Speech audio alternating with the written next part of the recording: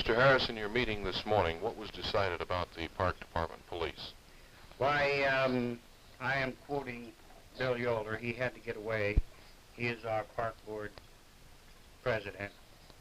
And they have decided that Mr. Conrad will run the city park police, and that Mr. Richmond will continue on out at Prairie Creek. And I'm pretty sure that the vandalism is going to be cut down quite a bit this year. Chief Carey, will there be any additional police then utilized this year? Yes, our meeting this morning was very informative to everyone concerned. I think that we've had good lines of communication. As Mr. Harris has stated, Charles Richmond will continue to be my representative at the Prairie Creek Reservoir. I will work in close ties with him, also with Mr. Conrad of the Auxiliary Police. And I feel that this summer, as you probably know, this past summer was one of the best we've ever had in our parks. We've had letters, many compliments, both to the keeping the vandalism to a bare minimum and the amount of police protection that we've had at our parks and also at Prairie Creek.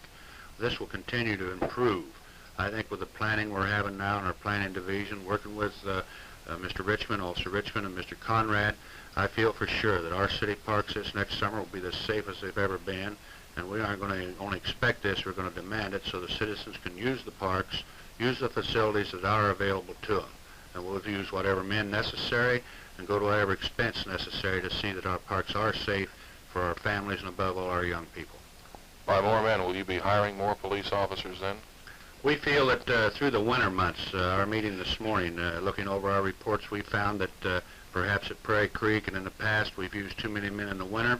We want to continue to give our boat owners, our ice fishermen, we're very interested in, our ice skaters at Prairie Creek, but we do feel by realigning hours and realigning our work schedules, we'll be able to pick up the amount of money we need to give us more personnel in the parks during the summer months.